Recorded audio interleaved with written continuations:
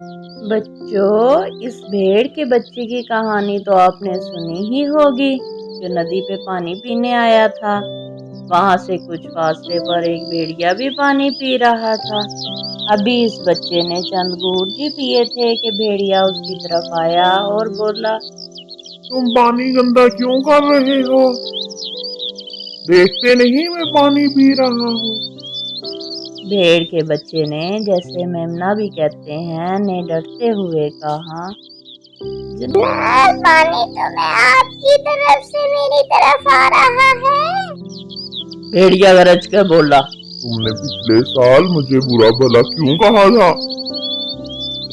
پچھلے سال تو میں پیدا بھی نہیں ہوا تھا، میری عمر تو ابھی صرف 6 مہینے ہے۔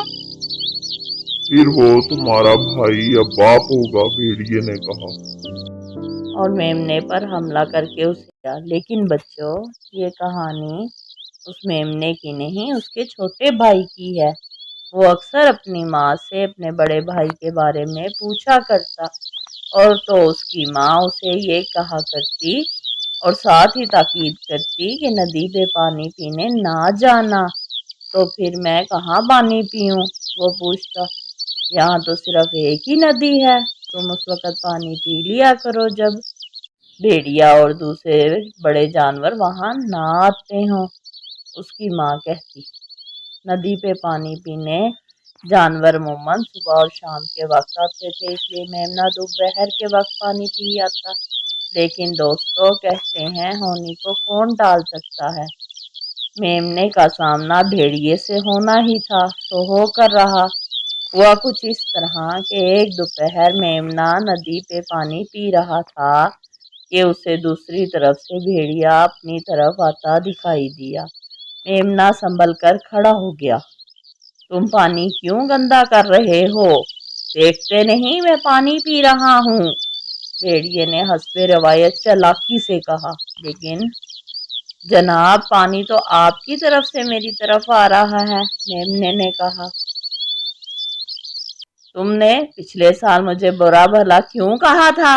بھیڑیے نے پرانی چال چلی۔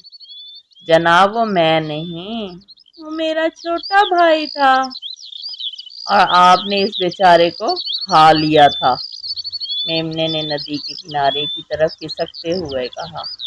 میں تمہارے ساتھ بھی وہی سلوک کروں گا، بھیڑیے نے دان نکالتے ہوئے کہا، اور میمنے پر چھلانگ لگا دی۔ میمنا جلدی سے ایک طرف ہٹ گیا اور بھیڑیا اڑتا ہوا ندی میں جا گرا۔ برسات کے دن تھے، ندی بہت تیزی سے بہہ رہی تھی۔ بھیڑیے نے تیر کر کنارے پر آنے کی بہت کوشش کی، مگر پانی کا تیز بہاؤ اسے دور بہا لے گیا۔ دیکھتے ہی دیکھتے بھیڑیا پانی میں ڈوب گیا۔ چھوٹا میمنا آرام سے چلتا ہوا اپنے گھر پہنچ گیا۔ ماں، میں نے بھیڑیے کو پانی میں گرا دیا ہے، اس نے اپنی ماں سے کہا، اور پھر ساری روداد سنائی۔ ماں نے حیرت اور خوشی سے اس کی طرف دیکھا، پھر آگے بڑھ کر اپنے بہادر بیٹے دیکھا، بچوں، ڈر کر نہیں رہنا چاہیے، کوئی بھی بڑا یا چھوٹا نہیں ہوتا۔ اس کہانی سے ہمیں یہ سبق ملتا ہے۔